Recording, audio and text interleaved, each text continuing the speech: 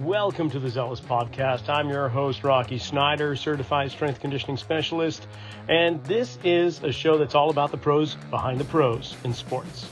So we've got athletic trainers, physical therapists, performance directors, strength coaches, nutritionists, and a whole bunch more. This week is no exception. Alana Asch is in the house. Make sure you follow us on Instagram at Rocky_Snyder. Click that subscribe button. Tell 3 friends about Zealous this week. Make sure they subscribe or have them do 20 push-ups. Enjoy the show.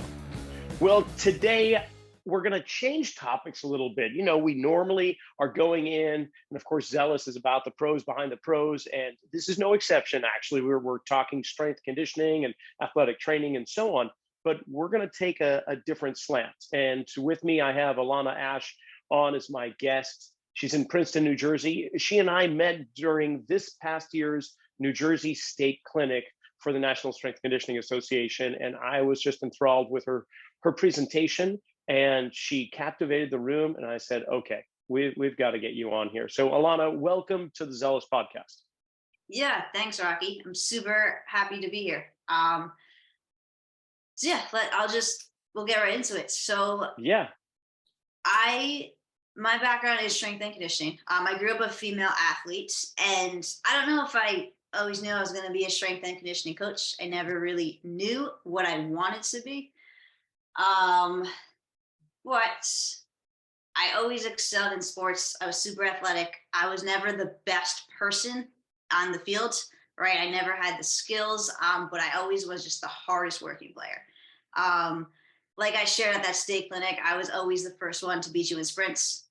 And that mentality, I think, is something that a lot of athletes have, right? That competitive drive in us. We have that, and today I have healthy ways of channeling it, but when I was a high school athlete on the soccer field, I didn't, partly because nobody talked about mental health. I didn't really know what it was.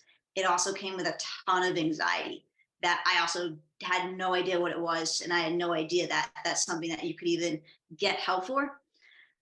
So when I was playing soccer in high school, there was one summer where I put on a little bit of weight. And like just a little bit of weight. I've never really been an overweight person. I was always fairly skinny, but I just put on a little bit of weight. And what that did in me was, as a high school soccer player, I wanted to learn about nutrition. I took a genuine, innocent interest in the stuff I put into my body. I wanted to be able to feel better, to play better. I didn't understand at the time that there was even a possibility that that could turn into an eating disorder. Because, like I said, nobody talked about it back then. And I thought that eating disorders were for people who cared about being skinny, who wanted to be models. And I also came from like a super loving and supportive family. So there's just no way that could ever happen to me. So I'm going to do this and like not even think twice about it. So I found that I had no idea what I was doing. I started dieting, like not really in a smart way, not paying anybody to help me who's an expert, kind of just reading different headlines we didn't really have social media back then. I'm not that old, but it wasn't a thing. But we had magazines and stuff that like said, don't eat fat, don't eat carbs, like all those things. And just as a high schooler trying to take in all those messages, it was overwhelming and it was scary. But my anxiety kind of latched onto that and was able to feel like a little bit like, oh, this is control. Let's do this, right? And I just became very, very restrictive in what I ate. And then I continued to work really, really hard at the same time. And the mix of that just made me lose weight very quickly. And like I said, I never had weight to lose really. So it turned into a full-blown eating disorder. And I didn't even know it. I talked about in the state clinic how my soccer coach is the first one to suspect that I had an eating disorder. And well, were you starving yourself? Were you binging? What was the kind of behavior we're talking about? It was mostly restriction. I was diagnosed with anorexia shortly after that, but it was mostly restriction. Like I said, like I was scared of carbs, right? But like extremely scared that if I ate carbs, they would make me fat. But there's so much more to it than that, right? Like I think that we could look on the surface of an eating disorder and see somebody who's scared of carbs. And I think so many females have that fear today, um, eating disorder or not. I know a lot of people that don't realize how many carbs athletes really need. So I was very restrictive in the amount of carbs I ate. But then also with that comes that competitiveness that I was talking about earlier. That's like, okay, I would play these games with myself almost like, okay, if I eat this many carbs this day, I have to eat less the next day, right? And it just kind of gets to the point where like I'm really not eating any carbs at all. And then Um, did you have to increase your running volume? Because you've mentioned, you wanted to sprint and beat you to the finish line. You're doing soccer. I can only imagine that running was a huge component in terms of exercise or activity for you.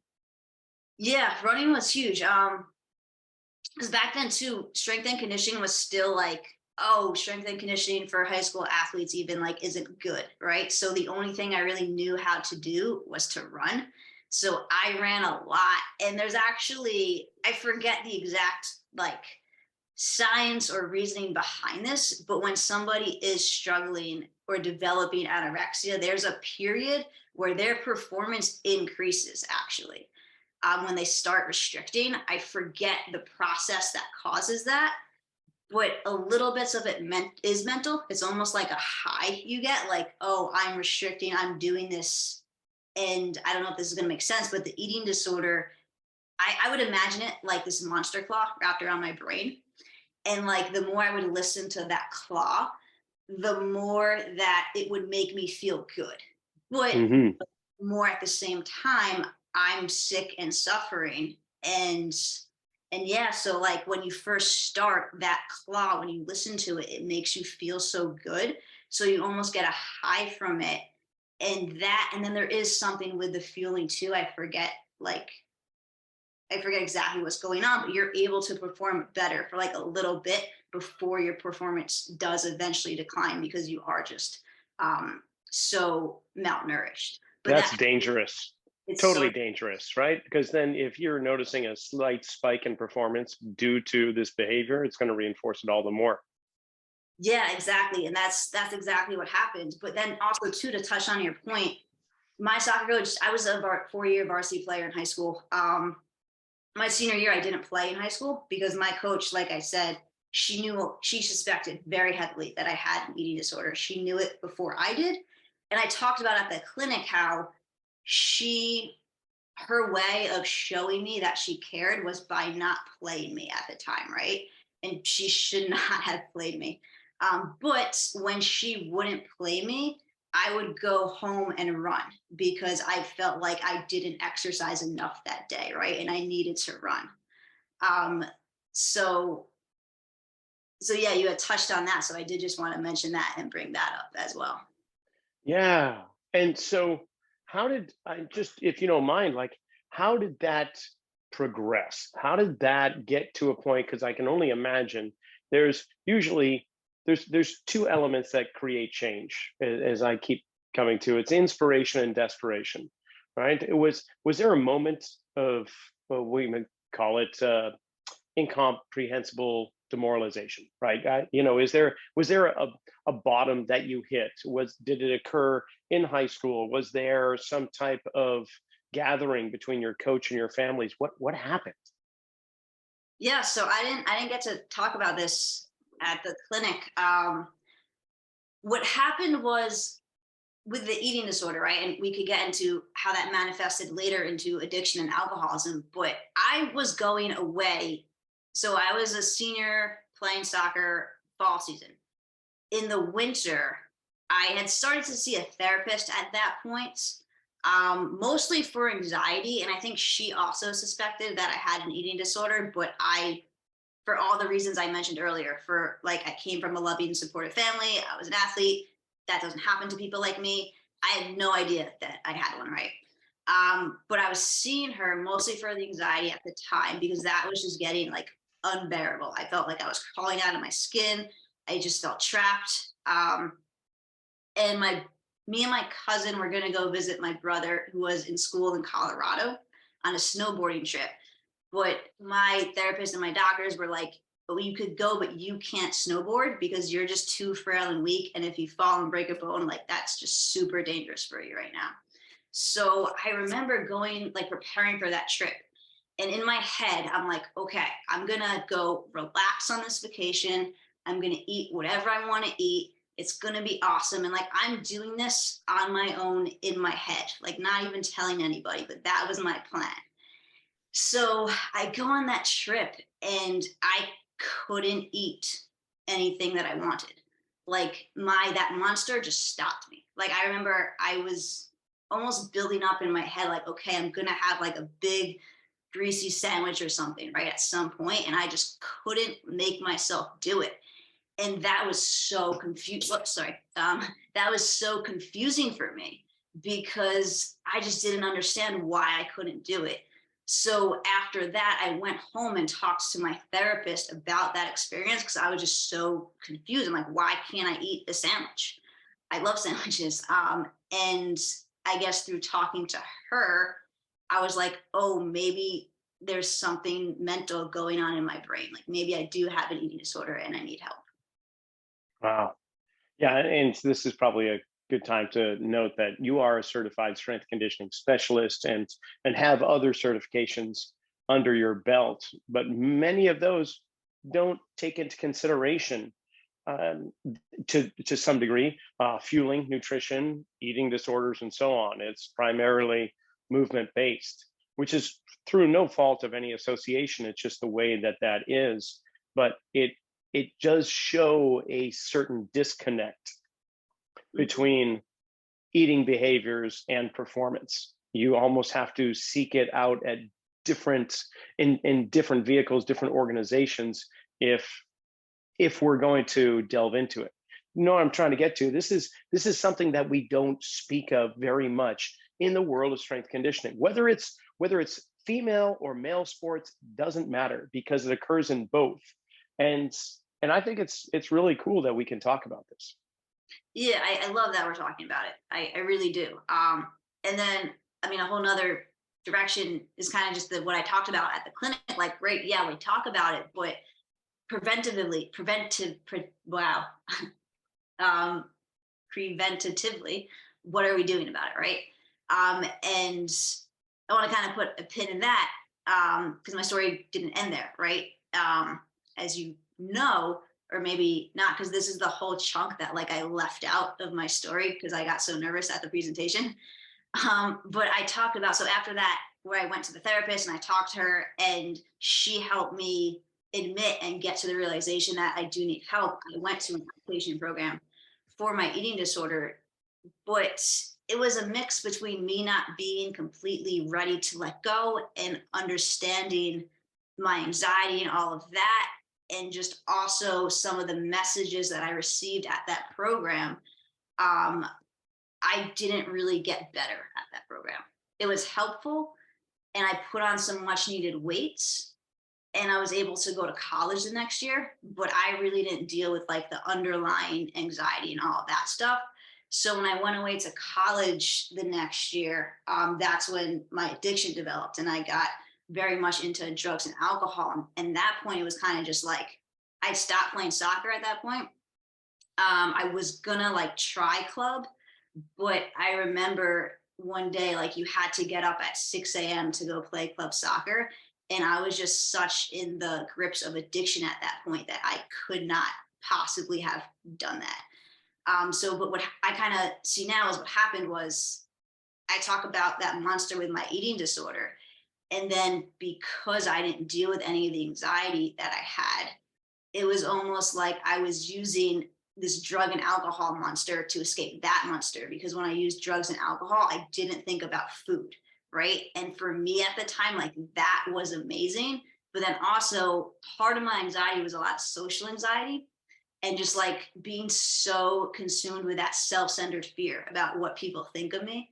So drugs and alcohol gave me the confidence in college to go out and like make friends. So that was, I guess you could almost call it like a positive, because I was going out and being social, but at the same time, I was using it way too much and kind of dying on the inside, and no one could see just how anxious and emotionally and physically and spiritually sick that I was. Yeah, and in the college environment, that's just rife. There's that moving away from home, a sense of individual freedom, and the governing wires kind of come off the engine, and we can easily find our way into that. I mean, I speak from experience myself. Although I went to a notable university at the time, it was just considered also a party school, and we just went along for the ride until those things don't work anymore, right? We use them as tools Yeah. to cope or to address issues that we were having. And at one point in time, they were working in a positive manner. But whether we use that monster claw analogy, every drink we took or every substance that we ingested some way or other, that claw just started to have a stronger grip and started to basically start coming down into us and impaling us with a lot of pain, a lot more fear, a lot more anxiety. All the things that we're trying to drive out of our existence was actually being created more and more. I don't know, did you feel that yourself? Yeah, definitely. Right. Yeah. It works for a little bit, right? There's that saying we have in the rooms where at first alcohol is fun and then it's fun with problems and then it's just problems. And that was definitely my experience with it. So, and yet at the same time, you continued your athletic pursuits. I I'm did. I somehow, in the midst of all of that, when I was in college, ran 2 marathons. Part of it was because of that competitiveness in me, and my cousin had run a marathon. I'm like, oh, well, he's not. I'm like, oh, if he could do it, then I could do it, right? And then the other piece of it was I'm going to run the second marathon because people who love me and who care about me are starting to tell me that I have a problem with drugs and alcohol. So I'm going to run this marathon to show you that I don't, because addicts don't run marathons, right? Like that was my crazy brain and rationalization at the time. Well, that's really cool. There's something we have in common. In 1999, the Sacramento Marathon was going to be the first weekend of December. So my birthday falls near the end of September. And I figured, okay, that's going to be a time to just clean my act up. And I'm going to stop all these things we've been talking about. And we'll stop it on my belly button birthday. And I'm going to start training for the Sacramento Marathon because that is you need a goal, don't you? You need something, right? So, and to some degree it worked, but fortunately, somewhere along the way in my training regimen, I came into contact with other people that were actually staying away from drugs, alcohol, substances, and so on. And for me, growing up in the Irish Roman Catholic suburbs of Boston, which is otherwise known as CIA, Catholic Irish Alcoholics. Growing up in the CIA, it just became that's just what everybody did back there. In fact, you go to any Facebook post of my high school friends, and rarely do you ever not see something in someone's hand, whether it's on the golf course or at a restaurant. They're all, I mean, that is just culturally what you do in the Northeast, at least where I grew up. So to actually meet people that weren't doing those with smiles and happiness in their life, I'm like, whoa, that's strange. How Yeah. are you doing that? Tell me more. And so then we became friends, and next thing you know, we're going to gatherings and so on, and finding ways to live after that, which has been a phenomenal journey. So I kind of crazy. How did it was, go after the marathons? I'm sorry. How did it go after your marathons? Did it work? Um, no. Did it work for you? It sounds like No. it did for you.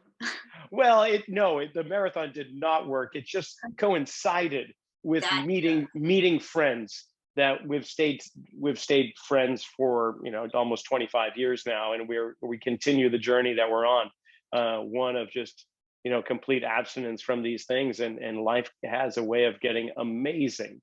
But it doesn't sound like the marathon wasn't going to work. Like hands down, it wasn't. It was a farce. It was just something that once I crossed the finish line, if somebody was going to hand me a beer, I'd probably take it. But fortunately, other things occurred before that moment. So I've just been on the same path since then. But what happened with you?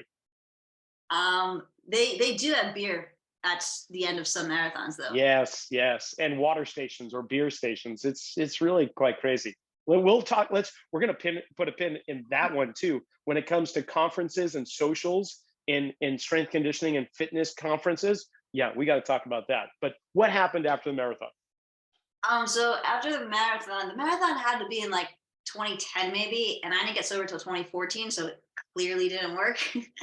um, so what happened was for those next 4 years, it just got a lot worse. And for me, the training for the marathon kind of kept things in control for a little bit. Like I made a lot of rules for myself. And because I was training, I could stick to those rules. Like, okay, we could only um, do stuff on the weekends, right? Or like just, yeah, little rules like that, even though you end up breaking those rules anyway, right? But as soon as I stopped training, like the wheels kind of came off. And nothing really like happened, to be honest. It was almost a gradual thing where eventually like it got to a point where I was just so sick and tired of being sick and tired. And also what did kind of happen was I like barely had any friends at the time that I still talked to, but I still had friends that I followed on social media and whatnot. And one of the great things about social media that I try and do with my social media is give hope, right? To share the message that it does get better. And I saw my friends like starting to advance their careers and get involved in serious relationships and get married and just like really create their futures. We were like all 24, 25, 26 years old. And I know now, right, not to compare, especially on social media, but at the time, seeing that and my life was going absolutely nowhere, it really made me look at my life and just be like, Alana, what are you doing? And then on top of that, I moved back in with my parents in May. So like I saw that, moved back in with my parents, and was just like, wow, I really have nothing going on.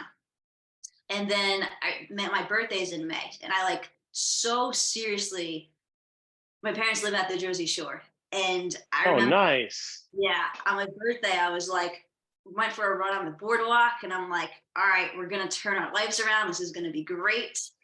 And for May, June, July, and August that summer, I could not stay sober. Like it was just me on my own, still not really being able to do it on my own. Still, my life was really not going anywhere.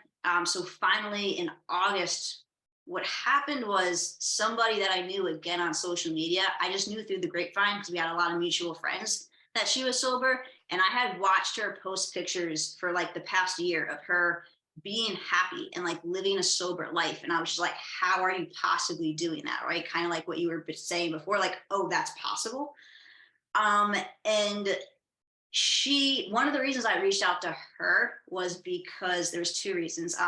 One was because I was into pain pills and like Roxaset and was Oxycontins, and she was doing those same drugs. So like I knew she got it.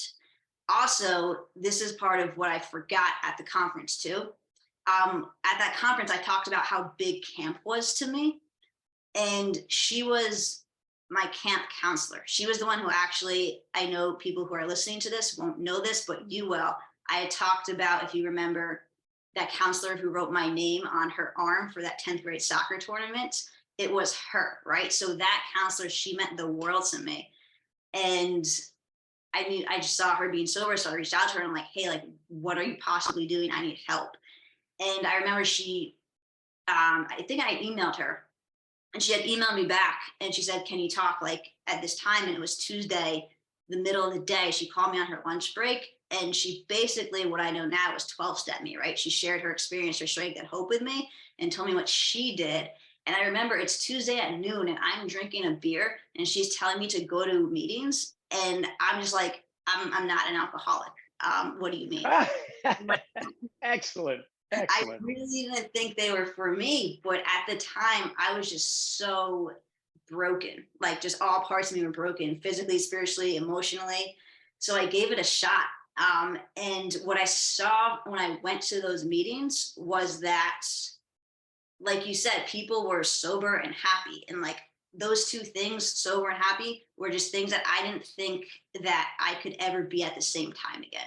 So going to those meetings and like getting that hope was so helpful. And those meetings are what works for me. And one of the things that I like about meetings that I didn't really get at that outpatient program that I also talked about was just like when I went to meetings, as broken as I was, they told me that I could still help people and that I had something to offer. And that was not the message I received when I went to that outpatient program at first for my eating disorder. And I think that that's a message, just the fact that we, no matter where we are, the fact that we could help people is such an important message. And I think, especially in today, like that's something I try and teach my athletes. Like you might think you're not the best player on your team and that you have nothing to offer to that team, but you do because you're just a human being and you have value. So just teaching these kids like to realize their value and share it with the world, right? Because of all things that have helped me in my recovery, like that's the number one thing that I always still go back to. Yeah, that is fabulous. And so, okay, I guess it's time to pull those pins and bring them back in. Your pin, do you remember what it was? We're going to put a pin in that. My pin, I believe, was about working in the health industry and being so unhealthy. But then I also want to hear more about what helped you, like your bottom and how you turned your life around. Ah, okay. All right, we'll go there. So a bottom to me is defined as being unable to lower your standards faster than the consequences build up. Okay. How about that one? Yeah. You can only lower your, yeah. I Yeah. can't lower my standards can't be lowered faster than the consequences build up. It wasn't, for me, I didn't lose anything. I had my studio that was only a couple of years old. I had a couple of business partners. They were sharing the load. But, I would have an attitude adjustment in the middle of the day and then come back and work with clients, work with clients in the morning, take a break in the middle of the day and do what I would call an attitude adjustment, take something, drink something, whatever, coping mechanism.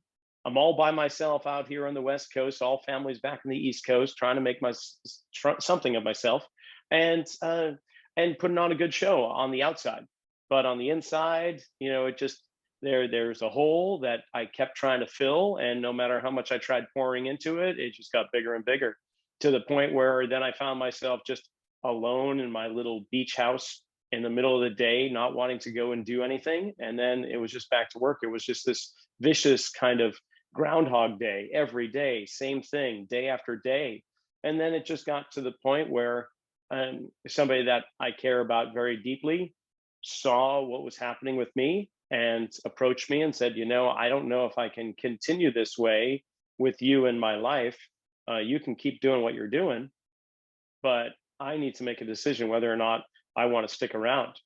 And that was enough of a bottom for me to realize that my actions were negatively affecting those around me and those that I care the most about, where I was completely oblivious to that. All this time trying to help people improve their life, get healthier and so on, and being the caregiver and not being a caretaker, right? Giving care outwardly to all those around me without putting the seatbelt on me or the air mask on me first, in that kind of plane crash analogy, right?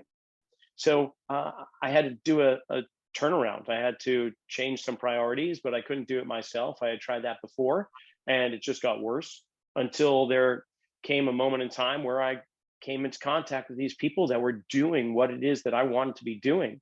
And stopping wasn't not the issue so much as what do you do after you stop? Because that was virgin territory for me. I had no idea. I can stop, but if I don't have the tools to use or the understanding of what to do, then I'm probably going to just pick up again, which has proven before. So now I've got these tools and this group, this camaraderie, and guys are actually telling the truth and sharing what it was like and their emotions, which was very new to me. And I'm like, whoa, I had this brotherhood now, and they had your back. And then I learned how to have theirs. And I did it on one day, and then I tried to repeat it the very next day, and then tried to make a pattern of that. And so far, it's been something that has continued on to this day. And they you say that it's like a country song played backwards. You start getting, your dog comes back and your girlfriend comes back, and you get all these things that keep coming back into your life. And that's really what it is. It built up a really successful business over the course of, I can't believe I'm saying this, 4 decades. And, speaking with yourself and being on a speaking circuit, so to say, has just been a remarkable journey. Writing several books, having this podcast, having a loving family, raising 2 amazing kids, having a loving wife. I mean, these are all just gifts that have come by recognizing that there is a disease within me that has no solution, no cure, just a daily reprieve from it if I do the right things. And so that's really it. And I don't really share this very often, especially in a podcast setting, because there's a side that, not that I don't necessarily want to keep this private. In fact, I'll share this with anybody. Obviously, we're doing it right now, but there hasn't come a moment, there hasn't been an opportunity that I have chosen until I heard you speak. And then it just said, okay, I think now is the time. I think it is a great opportunity to share our experience of what's going on and what it's like now, and how it is actually in the strength and conditioning community. It's in the health and fitness crowd. I mean, we're all trying to strive for peak performance, but that can come at a cost, as we have both found out. So yeah, it's really great. I mean, I was just so honestly, I was just almost giddy. I was smiling as you were presenting to this crowd, and they were quite engaged, which was nice. And you gave some great exercises for them to collaborate with their neighbors sitting beside them, and asking questions and really listening, and a whole bunch of things that were really quite nice. And I thought, oh yeah, this is great. Because growing up, I'll say, in the NSCA, I recall several conferences where after the day was over, everybody would head to the bar, wherever we were. This year, it's going to be Las Vegas. I can only imagine how many attendees are going to go out and go nuts because they're in Vegas. But then there's also social hour. Like, there's going to be an evening where there's going to be an open bar for health and fitness and strength and conditioning professionals. Now, I'm not saying we should, I'm sure there's plenty of people out there that can utilize those things in a proper manner and have a good time with them. I'm just not one of those. And I'm wondering how many others in attendance are like that.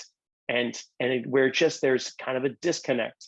Like you say, with fueling the athletic body, how does some of these substances affect the body for performance, right? There's a hypocrisy, I guess I'll say. So I've bantered on long enough, though. I want to hear more about you. Well, I mean, you just said a lot of awesome things. One thing that I did want to follow up and ask you about, just because I think it's gonna be helpful, and kind of has to do with what I talked about at the NSCA. Like you mentioned, I gave tools, right? And we talked about breathing, journaling, just how impactful listening is. And that's something that is so, I don't think people realize how much we don't listen to each other because we're so distracted by notifications coming up on our phones and stuff like that. But you mentioned that today you have tools, right? You could stop drinking, but when you stop drinking, you have tools today that you use to help you. And I, because we're in the same program, probably know what some of them are, but I was wondering if you could share one or two that you might think would be helpful for people listening who might just be curious or need it. Well, welcome back to the Alana Asch podcast. That's hilarious. No, Sorry I'm to just miss it. kidding. I think they're kind of universal tools. We just phrase them in certain ways or house them in a certain kind of structure. But honestly, spiritual principles, Yeah. honesty, brotherly love, humility, um, those are really some of the fundamental firmament that we're Yeah. talking about. Can you be teachable? Can you put your ego aside and practice a little humility and know that you don't know everything and be willing to be able to be teachable? And and that's big for me. uh Truly care about the people that you're working with, and not just the goal, but really how are they doing. Like, trying to infuse some of these principles into my daily life, including my work life, has been just huge for me. And I think that, I will say, I know that that is part of the recipe for success in being a trainer and a conditioning specialist and getting people to come in and change. I work with a lot of people that are dealing with chronic pain, and that pain manifests in so many different ways: physical, but also psychosocial, emotional, spiritual. And not that I get too out there on the fringe and try to address those different elements, but if you affect one thing, you affect everything. So if we start to bring the body into a place of happiness, stability, of less pain, it gives permission and encouragement for those other elements to kind of come along. So yeah, with certain aspects of what I've learned over the years, it would be impossible for me not to filter into my own work life, and that's with my staff and with the clients and athletes and colleagues for that matter. So trying to work with others that are going through the same. So on the outside of my workplace, there's individuals in the community that may need some help along the same line. So I make myself open to that opportunity because I learn so much from those that are struggling with these issues, these symptoms of a disease. And in some selfish sense, it provides me with what I need. So by helping others, you help yourself, right? Those are the things. Uh, being okay with not being the best or smartest is okay too. Actually trying to find, I want to be the dumbest person in a room because that gives me so much more opportunity to learn. I don't want to be the expert that everyone's coming to for advice. I mean, that's fine temporarily, but really put me in a place where I am uncomfortable, because that's where change occurs. I mean, so not to get too deep into this, but I think that many of us just live inside the comfort circle, Yeah. and physically as well as mentally. There's it requires effort to lengthen a body if it's restricted. And most of us just want to shorten those muscles more and more by lifting. How many individuals do you know that really love lifting, that really don't do well with flexibility training or opening the body back up? Because that requires effort. Just like somebody that is very flexible, that goes to yoga all the time, really has a hard time going into a strength training program. It's just, it takes us outside of our comfort zone. But if we do that, oh boy, that's when the nervous system lights up. That's when a whole bunch of things light up. Our spirit comes alive. And so, can we challenge ourselves to get outside that comfort zone? Yeah, that's kind of where I go.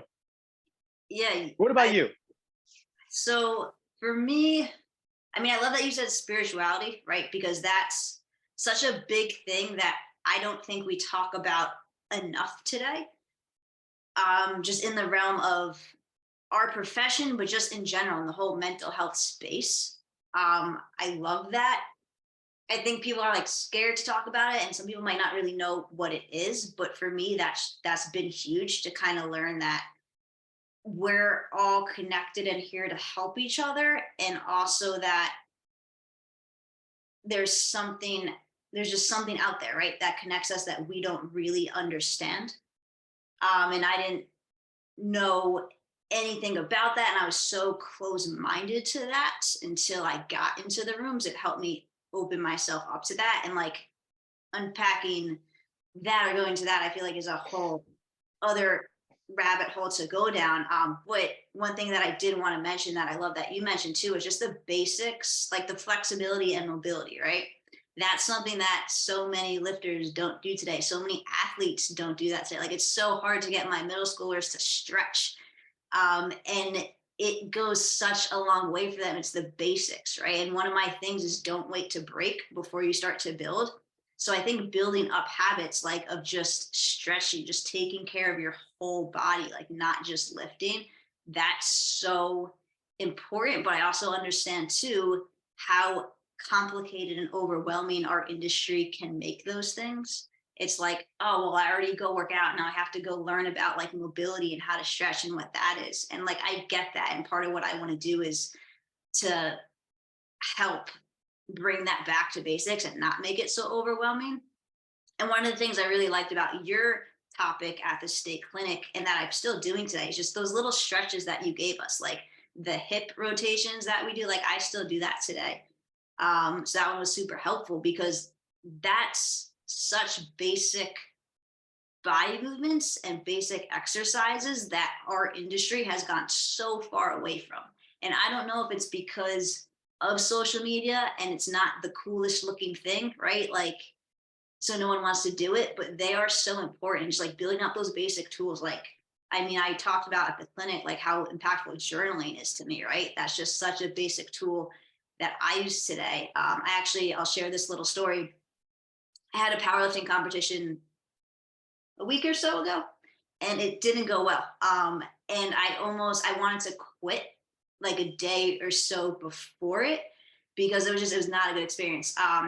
So I had this text written out to my coach and I was going to tell him that I'm dropping out. And before I hit that send button, I picked up my notebook and I just wrote. And by the time I finished journaling, I came to the conclusion that like, okay, training hasn't been going well. Let's just go to the meet, get the experience because you've only been to one before. This is number two. Do your best and like try and be helpful. See who you can help because you've been to one, so you have experience at one, and just see what you can give. And that's what I did, and it ended up being a great time. I deleted that text to my coach, and I'm happy that I went. Right, so just like it's such a basic thing, but it's so impactful. And breathing too, I think, is another super basic thing that we've gotten so far away from that helps performance in so many ways.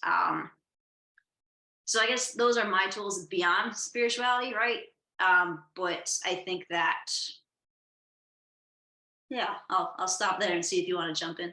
Yeah, no, I love that. I love it. It's an interesting journey that the mind takes from understanding the basics to more complex understandings and concepts. But ultimately, it comes right back around to the basics. In our industry, it would be the pillars of movement: push, pull, level change, rotation, locomotion. And we can go on an endless journey into all the actions and technical information of that. But ultimately, it comes back around to that. I've got anecdotally a little story. So my son, when he was very young, I think about 5 years old, he began karate in karate classes. And he had a goal to work up to being a black belt. And he actually attained that goal at a fairly, it took him about 7 years or so. So at the age of 12 or 13, he became what they call a junior black belt. But his sensei is this older, portly, white-haired man with this really thick handlebar mustache and very, you could just sense wisdom just in how he stood. And he would wear his karate gi, and he was a many degree black belts, like top in the nation, training all these peace officers and so on. But he was the gentlest soul. And as he awarded my son his black belt there, I noticed his black belt that he had had for I don't know how many decades had been so well worn that the black had worn away, and all it was this kind of dingy white belt, which is what they give a beginner. And right there in that moment, I'm going, oh my gosh, that is how how awesome is that? This man has been on a journey of 50 or 60 years of studying from some of the greatest minds in martial arts, and he has achieved the highest level in his discipline of study to the point where he is now once again a white belt, right? It comes full circle back around where, granted, he was really wearing a black belt, but it looked white at the time. I'm going, oh, it just comes back to punch, block, kick. It's all the same. So for us and our path of staying where we are and recovering from where we've been, it's like there's some basic things that we just do. Be humble, help others, be of service to those around you. How we do that could be very complex, but it really comes back to the basics. Yeah. So One thing cool.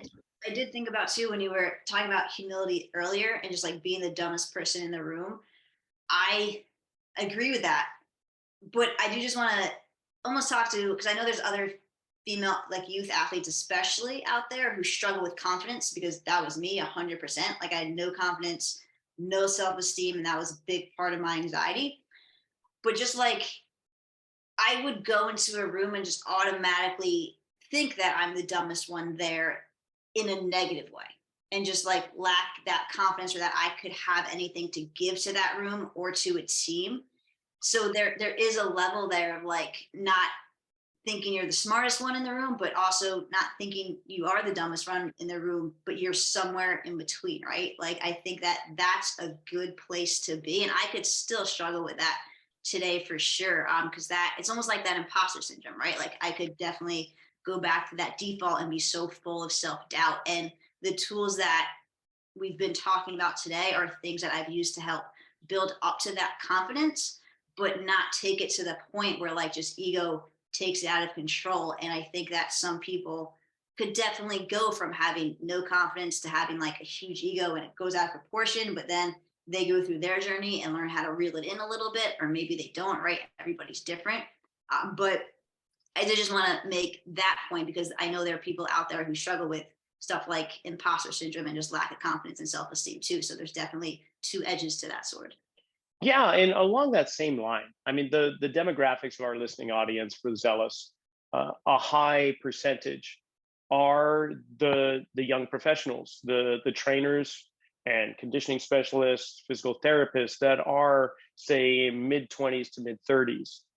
So quite possibly, if we run the numbers and do like probability, there's probably a few people listening right now to this podcast that may fall into the same category that we found ourselves in earlier in our life and are wondering, how do I get out of this? Or what do I do? Or maybe I don't have a problem, but everybody else thinks I do. Is there someone I could talk to or somewhere I can turn? So my question to you is, would you be open to anybody kind of reaching out and contacting you? Yeah, please. I would love that.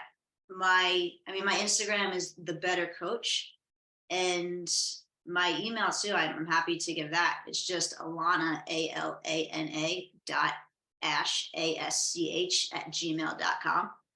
Those are like the two best places to get in touch with me for sure. Fantastic. And the same holds true for me too. So if there's any male professionals out there looking to just have a conversation, completely open to it. Now, I have to admit, I was so surprised to know that that was your very first presentation at the New Jersey State Clinic because you crushed it. You did a great job. And of course, in your head, you're going, I forgot this, I forgot that. Nobody knew that you Yeah. forgot any of those things. And you did a fabulous, fabulous job. And you crushed it in that red dress too. No other presenter could have pulled off that outfit the way you did. Thank you. I have to shout out. Do you know who Rachel Balkovec is? I'm sad to say no, but I'm about to. Yeah, I have to shout her out because she's the presenter who I did mention in my presentation. She works with the New York Yankees. She may have just switched jobs, but she is doing awesome things for female coaches out here. She's one of the first Major League Baseball. I don't know if she made it to manager yet, but she's awesome. She's doing like amazing things. That is her goal. I know that. So back in like I think it was 2019, she gave a speech at one of these clinics, and she got up there and she looked so presentable.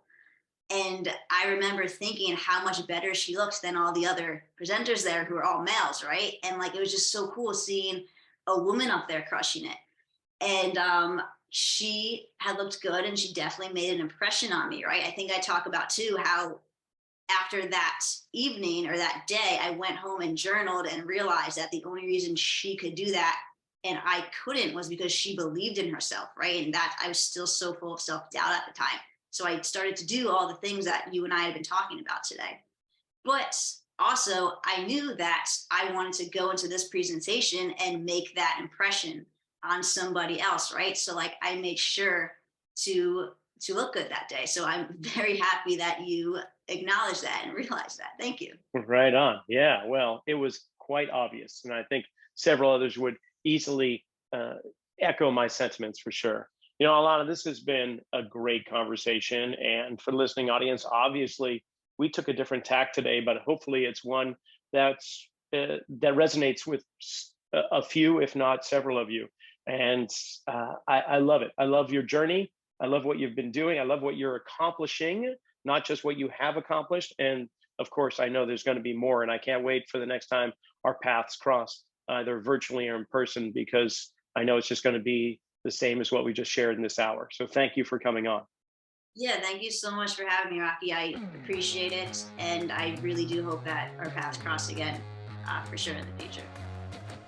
And that's it for this episode of Zealous. And I hope you enjoyed it. I know it was a little bit different, but there's nothing wrong with being a little bit honest, sharing the truth, our mistakes, our lessons we learned from it, and a whole bunch more. Until next week, make it a good one.